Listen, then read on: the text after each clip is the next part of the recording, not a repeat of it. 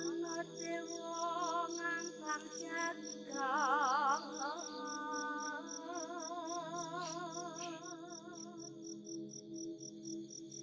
nyangking bokor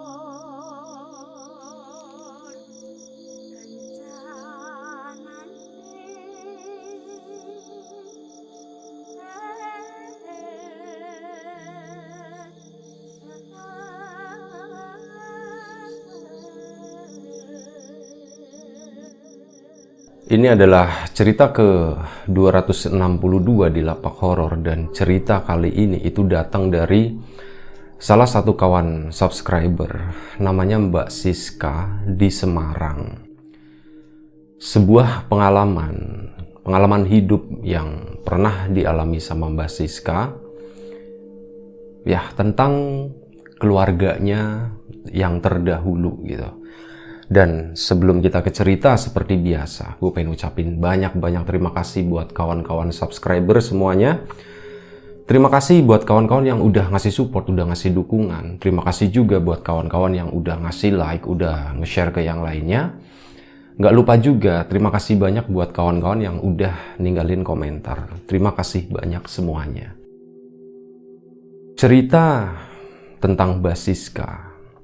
Kejadiannya udah bertahun-tahun yang lalu, yang tepatnya nggak disebutin tahun berapa.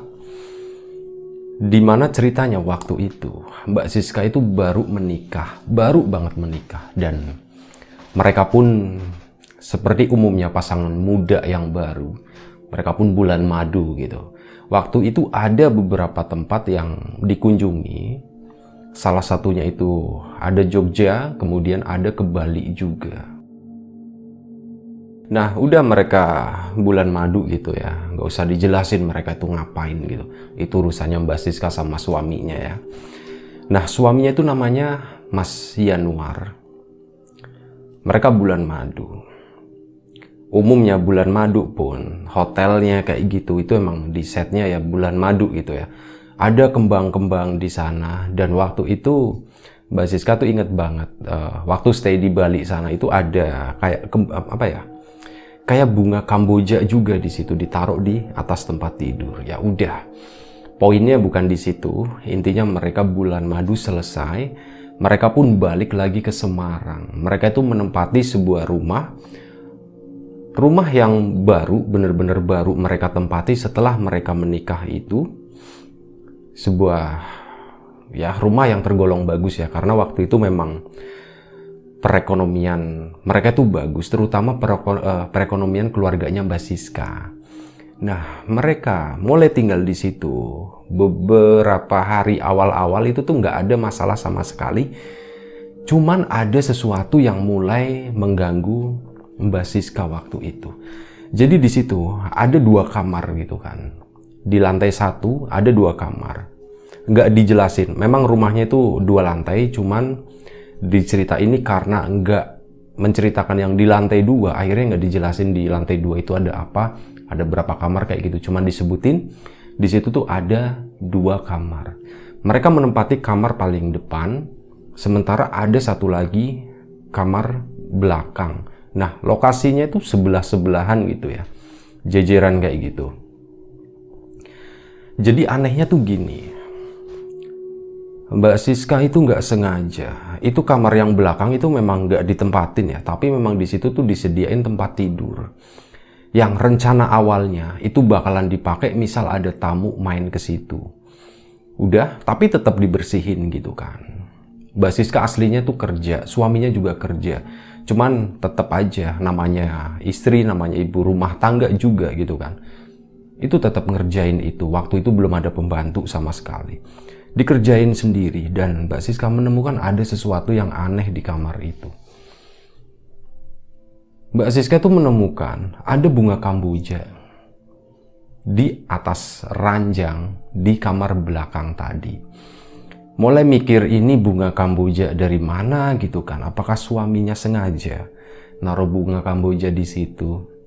Akhirnya ditanya ke Mas Yanuar, suaminya itu, Mas, sampean naruh ini ya, naruh bunga Kamboja gitu ya di sini biar wangi gitu.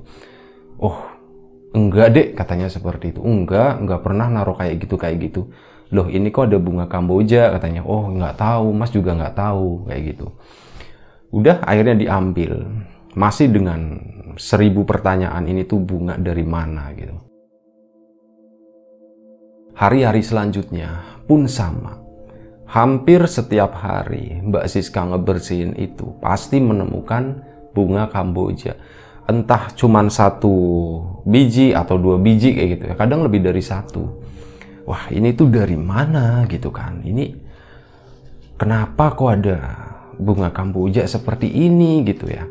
Mbak Siska penasaran, tapi semenjak hari itu, semenjak yang pertama diceritain ke Mas Yanuar kalau ini bunganya siapa, dan Mas Yanuar pun nggak tahu bilangnya. Ya udah Mbak Siska itu bener-bener di-keep sendiri. Dia tuh pengen nyari tahu gitu. Ini bunga sebenarnya dari mana sih, kok aneh banget kayak gitu kan. Kalau suaminya nggak naruh, ya siapapun yang naruh di situ pengennya ngegap kayak gitu. Dan mulai hari itu Mbak Siska pun ya ceritanya kayak ngerumpi sama teman-teman kerjanya gitu. Diceritain lah, mbak, di rumahku tuh aneh ya. Setiap aku ngebersihin pagi-pagi, hampir setiap hari, nggak setiap hari tapi hampir setiap hari, itu aku nemuin ada bunga Kamboja di situ. Bunganya masih seger dan masih wangi. Wah serem amat rumah lu sis, kata teman-temannya kayak gitu kan. Wah jangan-jangan gitu, jangan-jangan kenapa, katanya. Oh enggak tahu lah. Pokoknya serem aja, kata teman-temannya kayak gitu kan. Nah di situ ada satu temennya yang saat diceritain awal itu cuman diem aja, kayak bener-bener nyimak gitu ya. Dan setelah mereka acara rumpinya kelar, temen yang tadi itu ngedeketin Mbak Siska. Sis, kayaknya ada sesuatu yang nggak beres di rumah kamu. Kemungkinan ya, ini kemungkinan aja. Dan ya, aku juga nggak mau nuduh yang gimana-gimana, tapi kemungkinan itu ada gitu. Coba deh kamu selidiki lagi gitu ya. Nah, cara nyelidikinya gimana? Ya udah, kamu nemuin bunga itu kan pagi. Coba tongkrongin kalau malam gitu. Itu siapa kali aja ada yang naruh di situ kan. Oh iya bener juga ya, ntar deh aku cobain gitu kan. Nah udah malam-malam, setelah ngobrol kayak gitu, malamnya Mbak Siska pun penasaran. Dia bangun sekitar jam 12 malam, udah tidur sebelumnya. Suaminya Mas Yanuar juga udah tidur. Mbak Siska tuh bangun, dia duduk di ruang tengah gitu ya, nungguin gitu kan. Ini kali aja siapa gitu, kalaupun itu bangsa-bangsa yang gak kelihatan gitu. Ya paling gak Mbak Siska itu ngelihat gitu, wujudnya itu seperti apa sih. Tapi ternyata ditungguin sampai jam 1, jam 2. Nyampe Mbak Siska tuh ketiduran di situ di ruang tengah, ada sofa di situ. Ketiduran di situ, dia pun gak menemukan apa-apa intinya. Dan pagi harinya, waktu didatengin kamarnya, ada lagi itu, yang namanya bunga Kamboja itu. Bener-bener itu tuh bikin bingung. Ya sempat bikin stres juga gitu kan. Ini apa sih? Apa yang terjadi sebenarnya gitu. Akhirnya ya udah, Mbak Siska pun cerita lagi ke temennya kalau Mbak, ini aku udah ngelakuin, aku udah cobain ya, nungguin beberapa hari gitu, tapi hasilnya tuh nihil.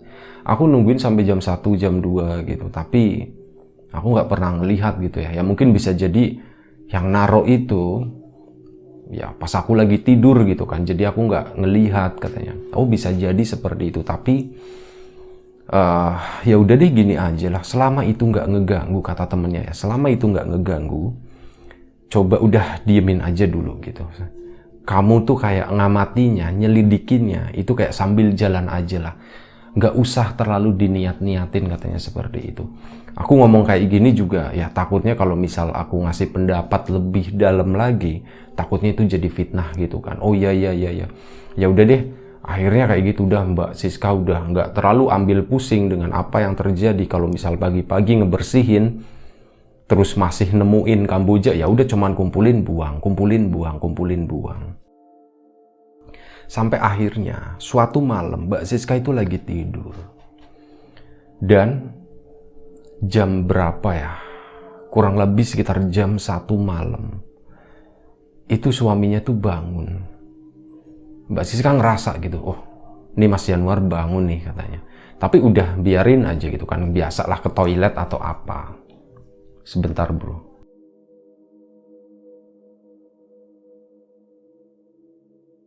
Nah udah ditungguin tuh Mas Yanuar ke toilet. Mbak Siska cuman kelap-kelip di tempat tidur, posisinya miring, munggungin suaminya, pura-pura nggak tahu gitu. Itu nungguin 5 menit, 10 menit, 15 menit. Kok nggak ada apa-apa gitu. Maksudnya suaminya Mas Yanuar tuh kok nggak pulang-pulang, nggak balik-balik. Ini lama banget. Kalaupun buang air, itu biasanya nggak selama itu gitu. Mbak Siska itu tahu ritme suaminya kayak gitu, termasuk itu durasi buang airnya berapa menit kayak gitu, itu udah tahu. Akhirnya Mbak Siska pun turun, pelan-pelan banget turun gitu kan. Coba pengen tahu gitu, apa yang sebenarnya terjadi. Jadi kamar belakang itu, setiap malam itu pasti dibuka. Nggak pernah ditutup, dibiarin sengaja terbuka kayak gitu. Mbak Siska keluar kamar, coba langsung nengok ke kamar, pertama fokusnya tuh ke belakang gitu ya. Oh ternyata nggak ada suara apa-apa. Baru ngeh pas ngelihat kamar belakang, ternyata kamar belakangnya itu nutup. Tapi posisinya Mbak Siska itu masih masih di depan pintu begini. Jadi ini pintunya tuh bener-bener sebelahan gitu ya. Mbak Siska berdiri di sini ngelihat, loh kamar belakang kok pintunya nutup ya. Akhirnya Mbak Siska maju beberapa langkah, bener-bener posisinya tuh di depan kamar yang belakang itu. Didengerin gitu, baru ngedeketin mukanya ke pintu, tiba-tiba ada suara brak gitu. Nah setelah itu nggak lama suaminya keluar dari dalam. Loh dek, kamu kok di sini nggak tidur katanya? Udah lama bangunnya, kata suaminya kayak gitu.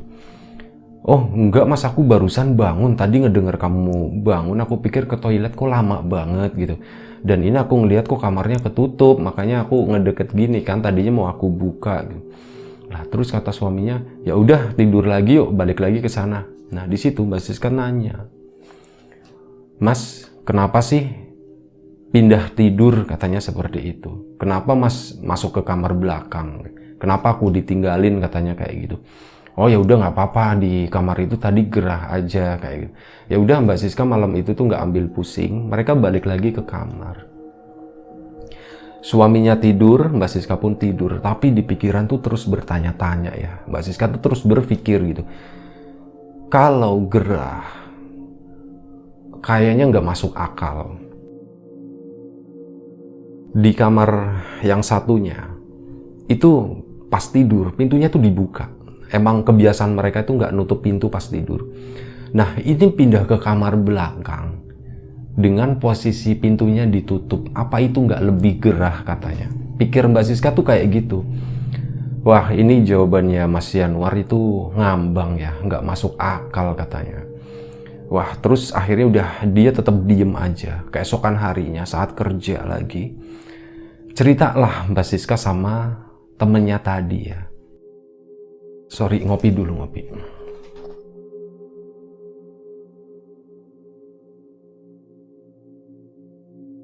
Diceritain, Mbak, aku semalam tuh ngalamin ada sesuatu yang aneh, Mbak, sama Mas Yanuar.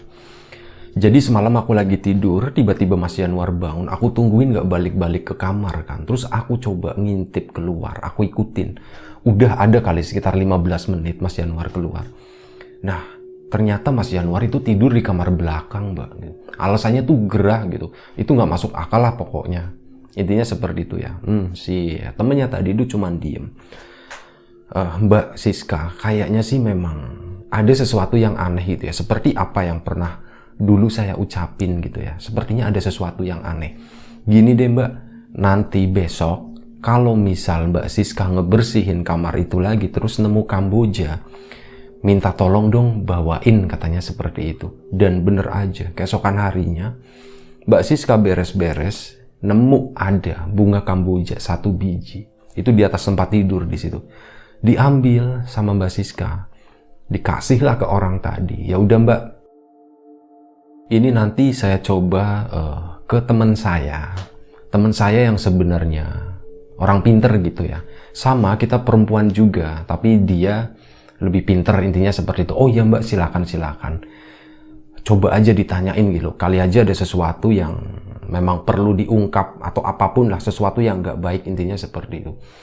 Udah keesokan harinya lagi, ya nggak tahu ya keesokan harinya atau beberapa hari kemudian, itu mereka bertiga, Mbak Siska, temennya, sama temennya lagi yang orang pinter ini.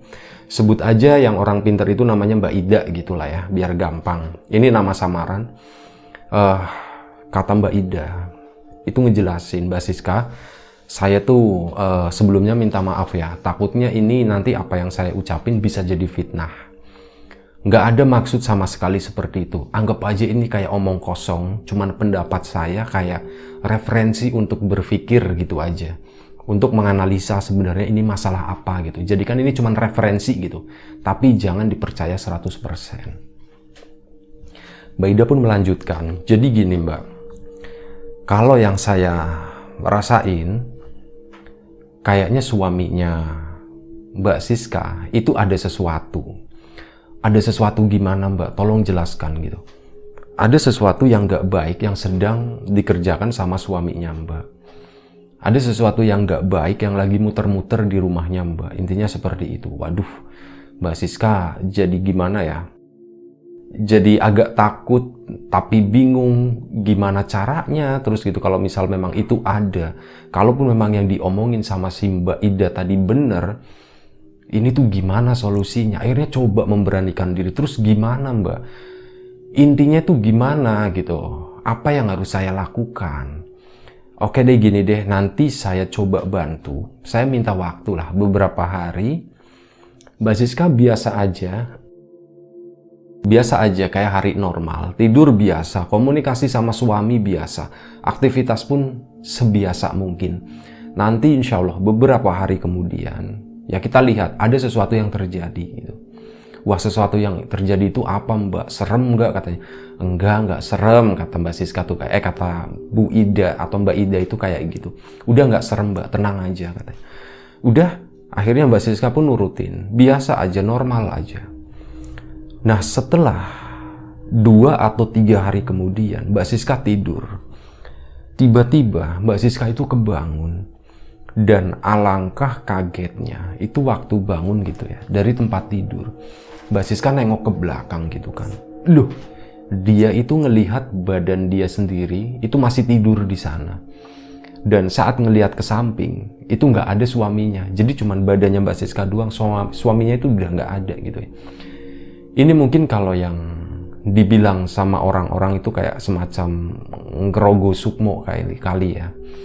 Jadi kayak sukmanya yang keluar jalan-jalan. Jadi tuh Mbak Siska tuh nganggapnya itu kayak mimpi gitu ya. Intinya kayak setengah sadar, setengah mimpi kayak gitu. Nah, udah Mbak Siska pun bangun, keluar, jalan, dan ingat apa yang diomongin sama Mbak Ida sebelumnya. Seperti itu, ada sesuatu yang bakalan terjadi. Dan entah kenapa malam itu Mbak Siska tuh tiba-tiba jalan, karena rasa penasarannya sebenarnya yang memancing rasa penasaran itu adalah karena suaminya itu nggak ada di tempat tidur. Udah itu aja. Kayak biasanya, kayak sebelumnya, Mbak Siska tuh pengen tahu apa sih yang terjadi gitu. Akhirnya Mbak Siska keluar kamar. Langsung yang dituju itu adalah kamar belakang. Ngopi dulu lagi ya.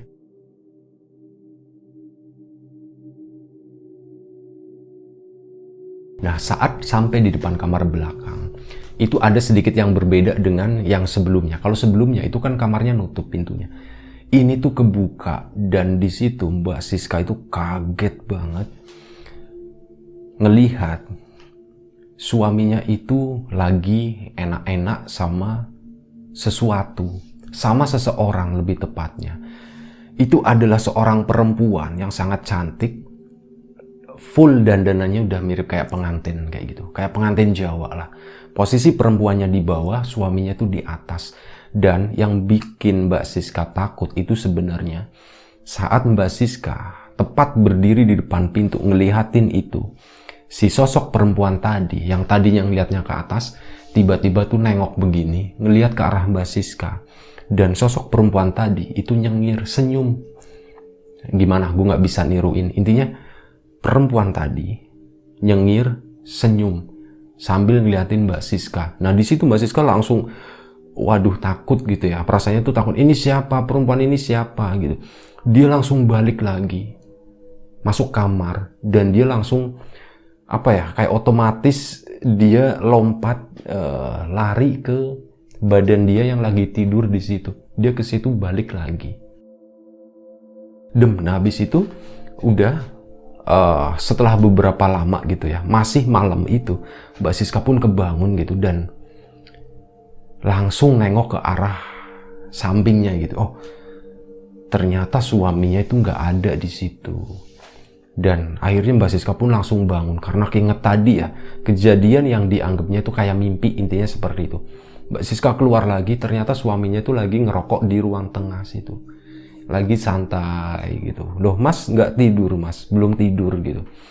Dengan sedikit nada agak marah ya, karena ngelihat sesuatu seperti itu, Mbak Siska pun agak sedikit marah waktu itu. Mas nggak tidur mas gitu. Enggak ini, habis ngapain sih mas, kayak nanya-nanyanya tuh nadanya udah agak naik waktu itu ya. Lagi-lagi Mbak Siska ingat disuruhnya bersikapnya sesantai mungkin gitu, sampai masalahnya itu benar-benar clear gitu waktu itu. Udah akhirnya suaminya pun dimatiin, ya udah dek tidur. Akhirnya mereka pun tidur dan Mbak Siska sebenarnya malam itu tuh nggak bisa tidur setelah ngalami hal itu ya. Sorry agak gerah. Keesokan harinya, hal itu pun diceritain lagi ke temennya, ke Bu Ida. Mereka udah sekarang udah kayak sering bertemu, kayak itu udah hampir setiap hari bertemu.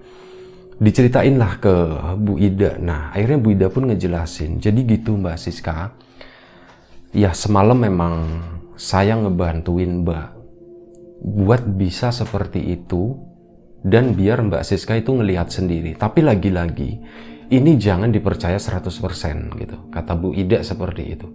Loh kok gitu Bu, katanya. Iya, Mbak Siska harus melakukan hal-hal lain gitu ya, supaya itu tuh bener-bener kebukti, intinya seperti itu. Dan akhirnya terus aku harus ngelakuin gimana lagi Bu Ida, nanya kan.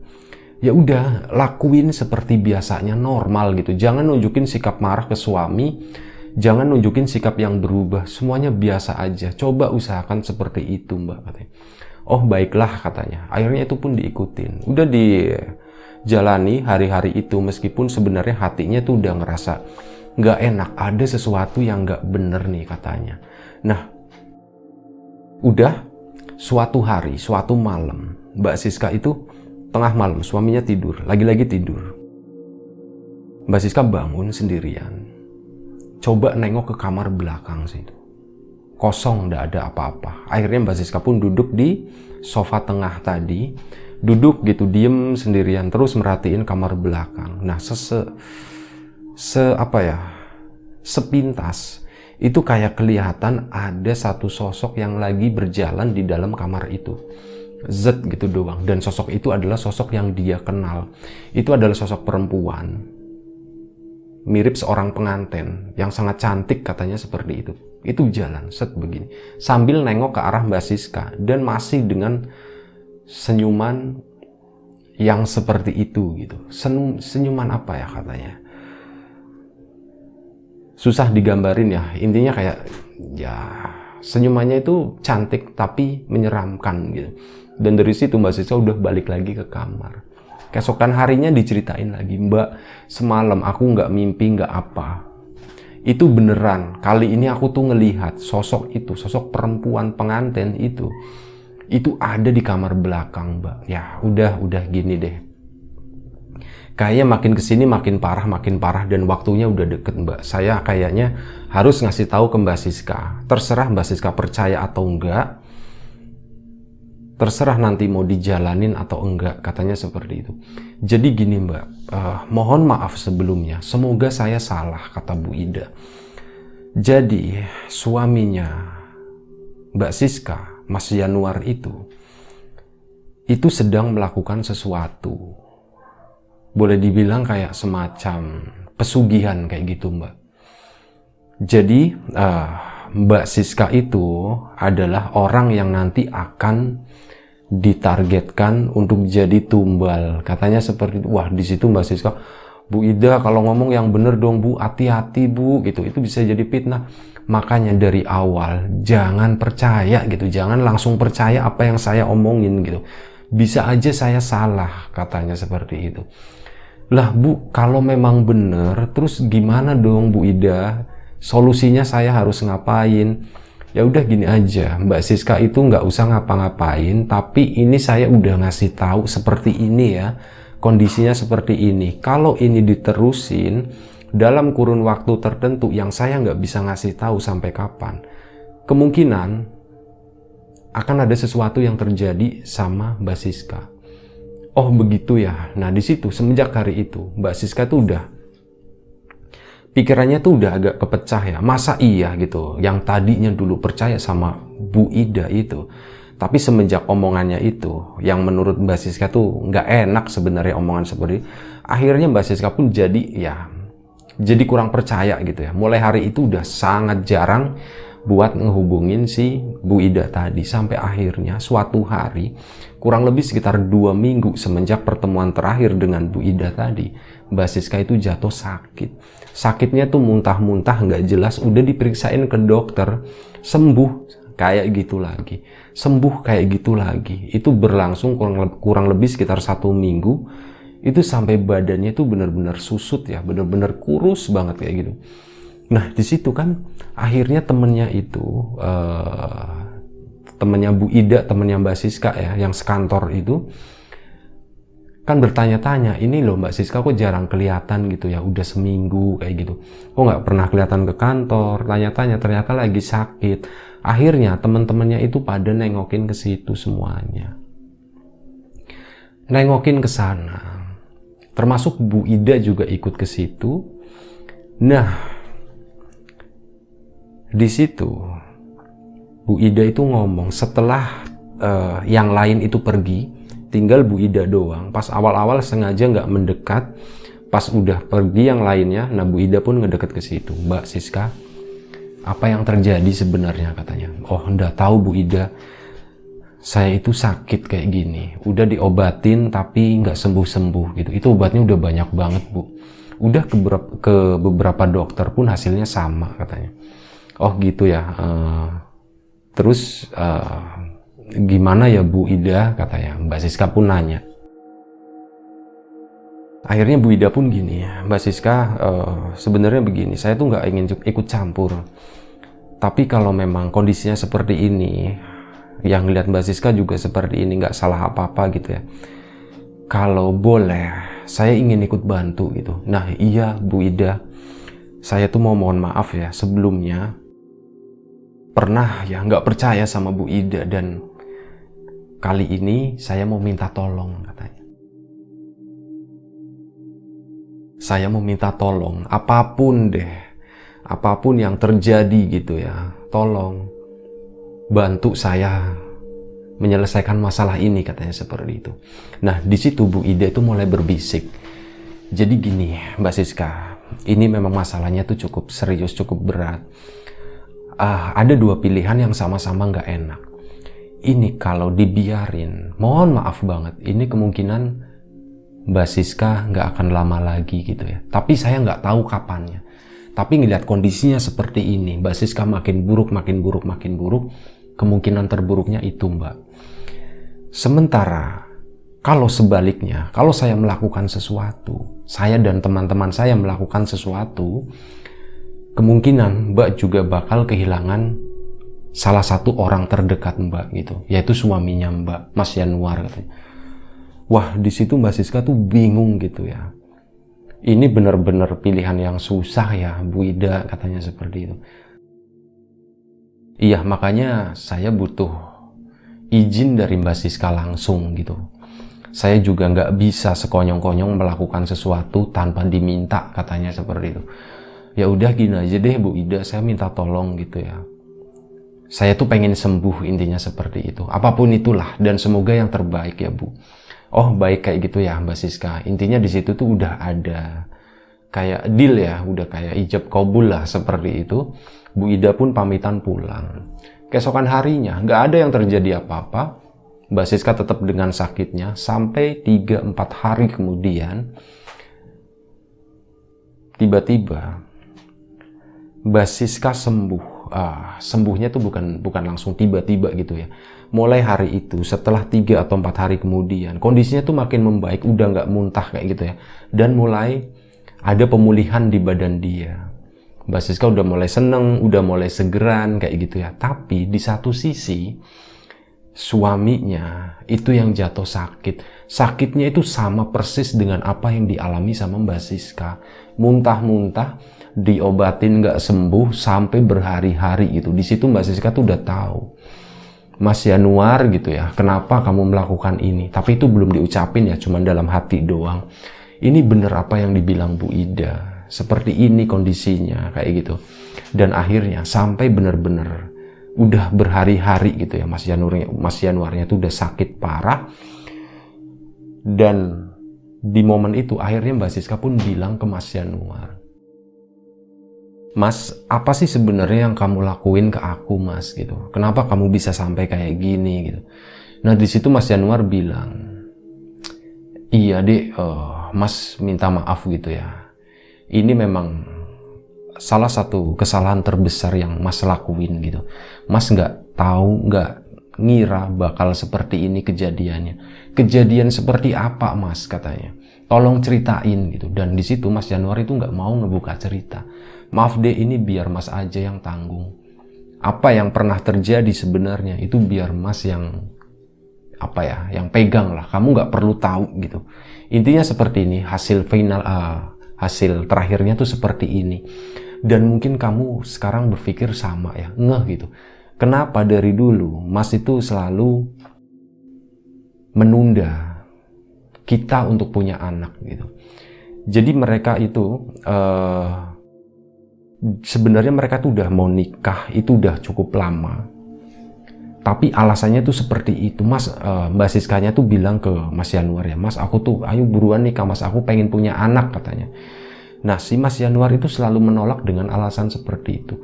Nanti ya Dek, sabar ya Dek, masalahnya aku juga belum pengen punya anak, katanya seperti itu.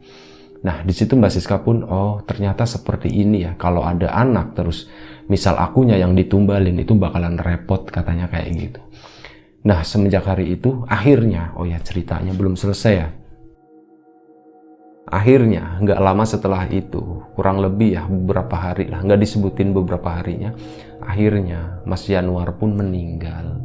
Dan mulai hari itu Mbak Siska itu jadi ya sendirian gitu ya, jadi seorang ya janda muda kayak gitulah. Dan semenjak hari itu juga, setelah udah dimakamin semuanya udah beres, yang namanya bunga Kamboja itu udah nggak pernah Mbak Siska temuin lagi di kamar itu. Dan Mbak Siska itu yakin kalau apa yang diceritain Mbak Ida itu benar gitu. Nah, tapi seiring berjalannya waktu, Mbak Siska pun cerita ke temannya yang lain perihal yang pernah dialami gitu. Dan di situ nggak disangka-sangka, temannya itu ngasih pendapat yang justru sangat bertolak belakang gitu. Jadi temannya tuh bilang gini, Sis, sorry ya, kalau aku sih biasa ngelihatnya dari sudut pandang yang beda gitu. Kamu tuh pernah kepikiran gak kalau semuanya ini adalah yang ngebuat Bu Ida gitu, katanya seperti itu. Waduh, Mbak Siska kaget di situ kan. Maksudnya Bu Ida gimana gitu? Ya dari awal seperti itu biar kejadiannya seperti ini gitu. Bisa nggak sih? Mungkin nggak sih menurut kamu, katanya. Ya kata Mbak Siska, nggak mungkin lah. Nah, lagi-lagi balik lagi lah. Semuanya balik lagi ke yang maha kuasa gitu ya. Memang udah kejadiannya harus seperti itu ya, seperti itulah katanya. Dan Mbak Siska semenjak hari itu, udahlah, aku nggak mau ngedengerin cerita-cerita yang seperti itu lagi yang bikin aku pusing, katanya gitu. Aku harus menata hidup baru gitu kan. Baru kehilangan suami gitu. Sejahat apapun Mas Yanuar, ya dulu aku emang pernah suka gitu.